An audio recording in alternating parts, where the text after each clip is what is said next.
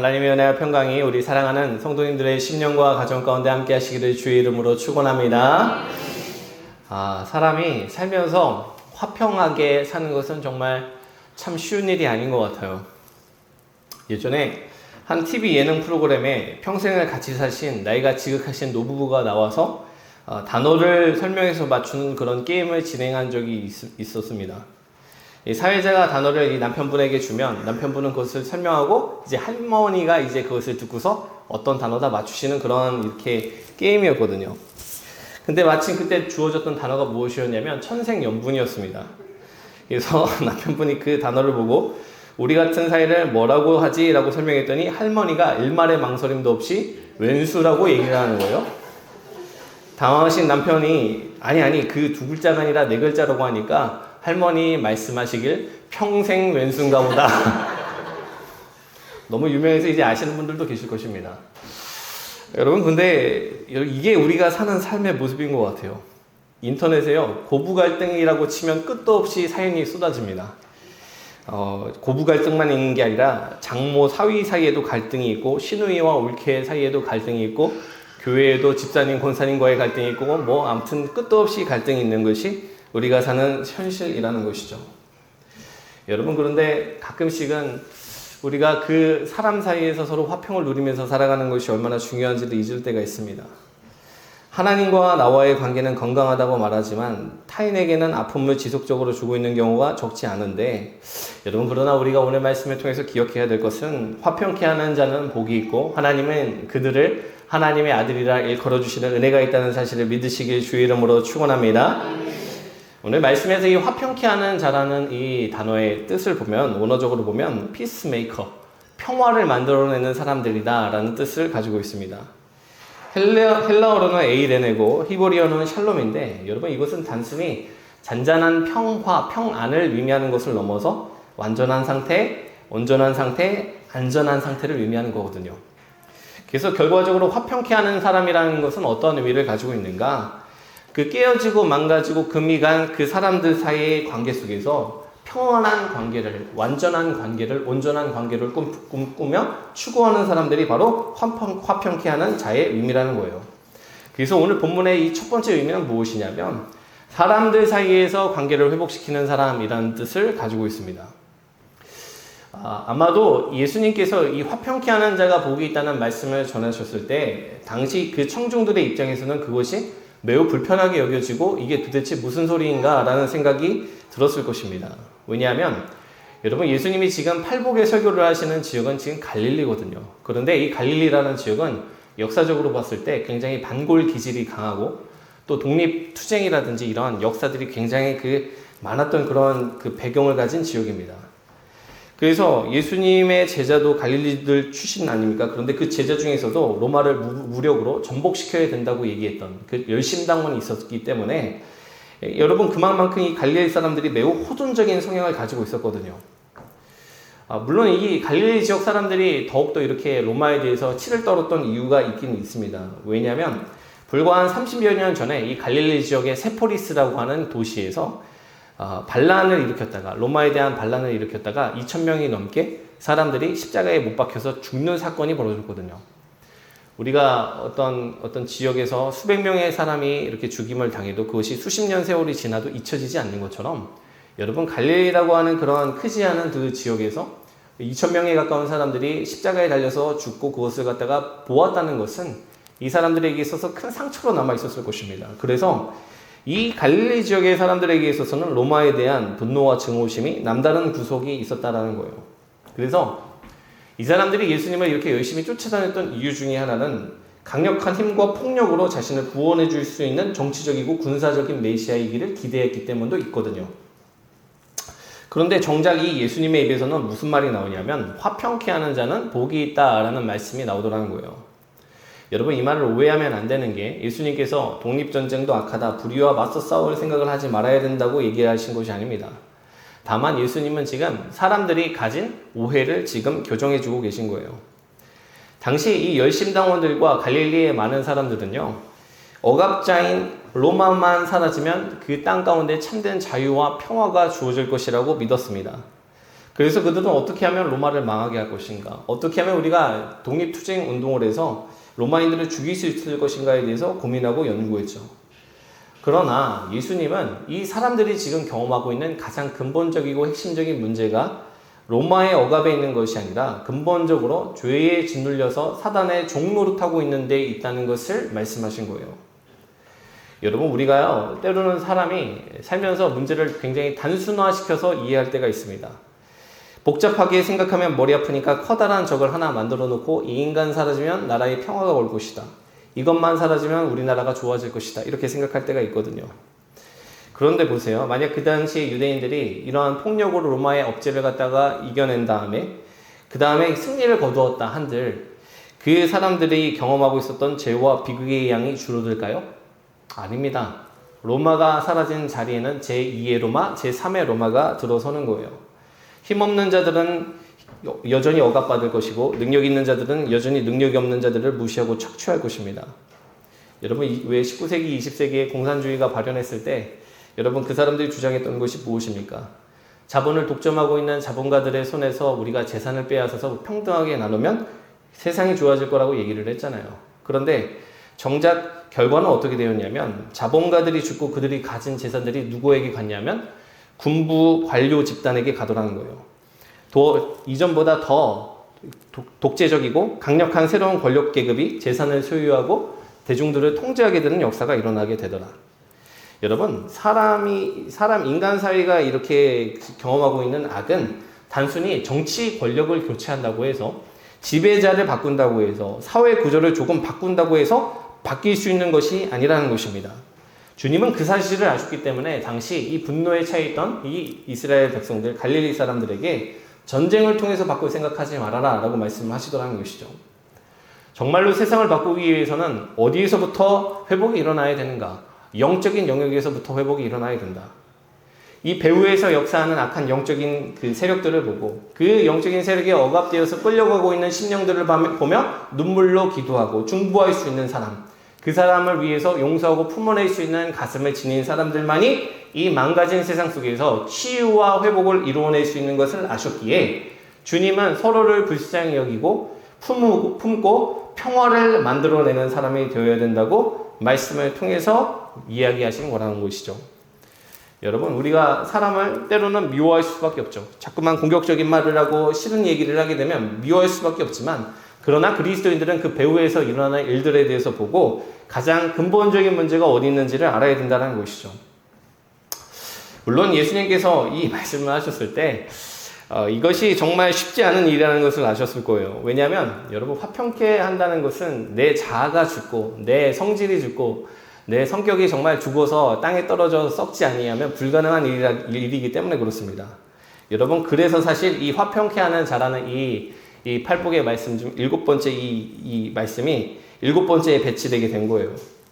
하나님 앞에서 내가 얼마나 심령이 가난한지를 깨닫고 이 가난한 심령에 주어지는 은혜가 얼마나 큰 것인지를 알아서 그것에 대해서 감격하면서 하나님 앞에서 나 같은 죄인에게 이러한 큰 은혜를 베풀어 주시니 감사합니다라고 진실로 고백할 수 있는 사람만이 내 앞에서 나의 마음을 상하게 하고 아프게 하는 사람들을 향해서 손을 내밀고 품어줄 수 있는 심령이 될 수 있다는 것을 아셨기에 주님은 화평케 하는 자에게는 복이 있다는 말씀을 7번째로 주셨다라는 것이죠. 여러분, 우리가 받았던 그 은혜의 정체에 대해서 기억해 볼 필요가 있습니다. 우리는 어떤 은혜를 경험한 사람들이죠? 주님께서 우리와 그 하나님과의 어긋났던 관계를 다시금 회복시키기 위해서 죄로 인해서 우리와 하나님 사이에 담이 있었는데 그것을 자신의 십자가 육체로 허무시는 그 사건을 통해서 하나님과 화목하게 된 것을 경험한 사람들이 바로 우리 그리스도인들이거든요.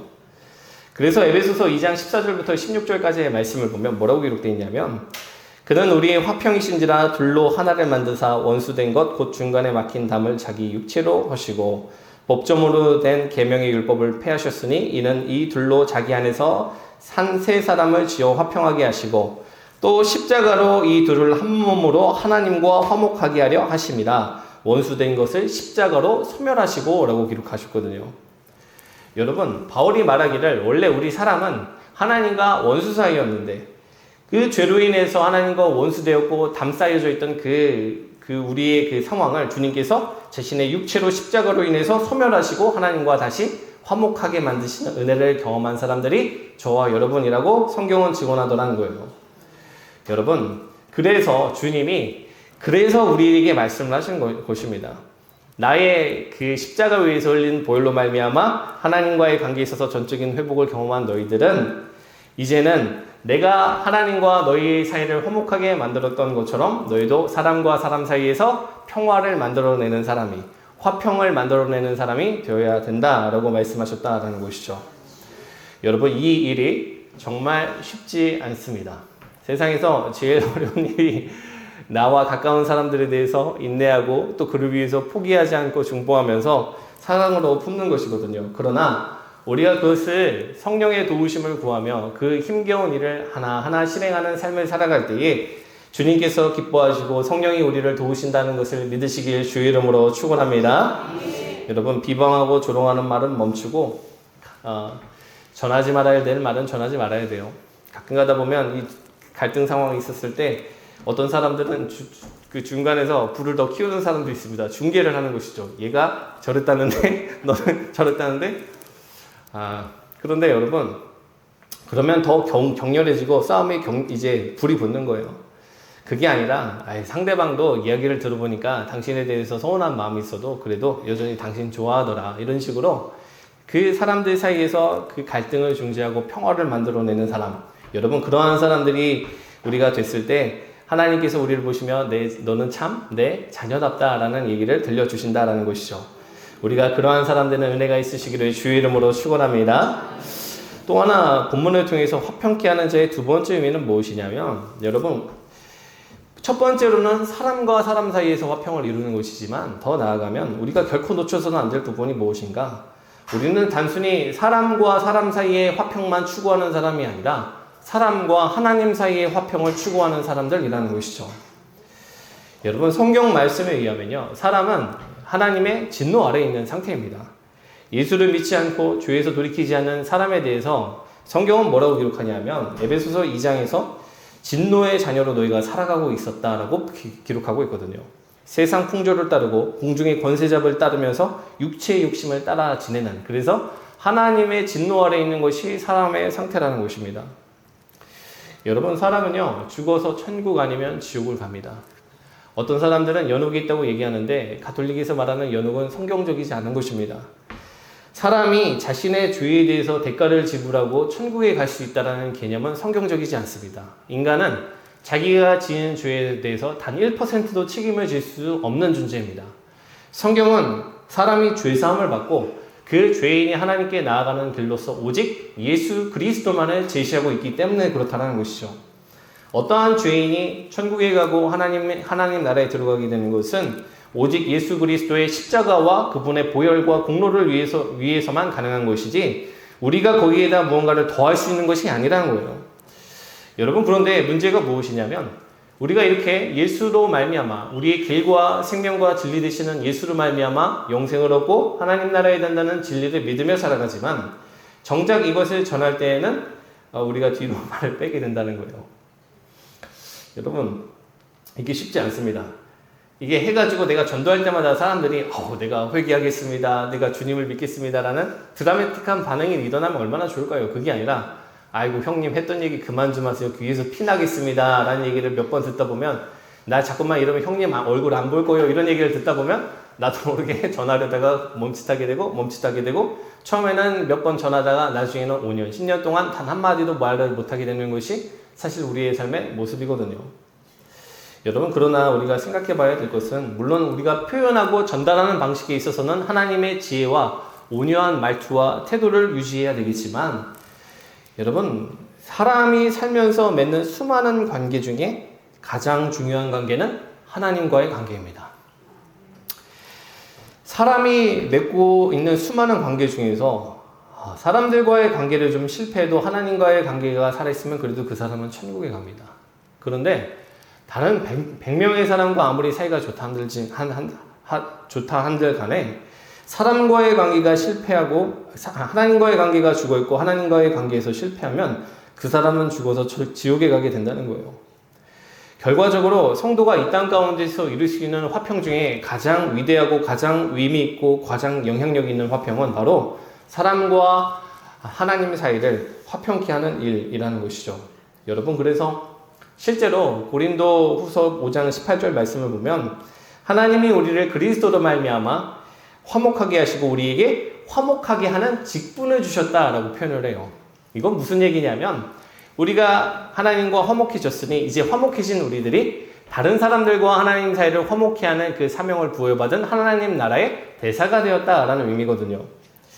여러분, 그래서 우리는 오늘날 이 세상을 살아가면서 단순히 이 땅 가운데 있는 이웃들과 건강하게 잘 지내는 것뿐만이 아니라 이들이 하나님과의 관계 속에서 행복하고 평안한 관계를 누릴 수 있도록 돕는 그러한 사람들이 되어야 된다.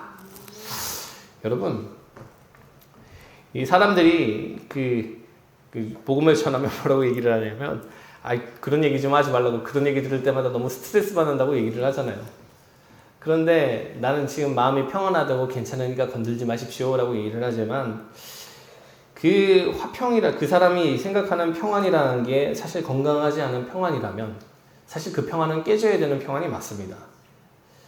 어떤 사람이 지금 중병에 걸려서 내 가족이에요. 가족인데 중병에 걸려서 수술을 하지 않으면 이제 더 이상 손 쓸 수가 없게 되는데 무슨 얘기냐고, 나는 평생 병원에 가본 사람이 아닌데 나는 지금도 멀쩡해서 밥도 잘 먹고 잠도 잘 자니까 왜 난리냐고, 나 건들지 말라고, 난 지금 평안하니까 건들지 말라고 얘기를 한다고 해서 그 사람을 갖다가 놔두는 게 그 사람이 진짜 화평과 평안 가운데 살아가게 만드는 것이 아니잖아요.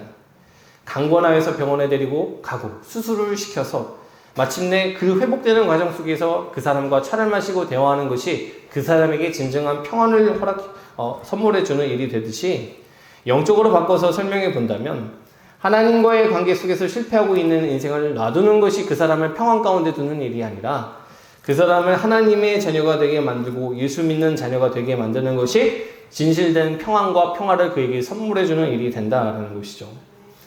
여러분, 물론 아까도 얘기했지만 이러한 일들은 굉장한 영적인 반발과 공격을 불러옵니다.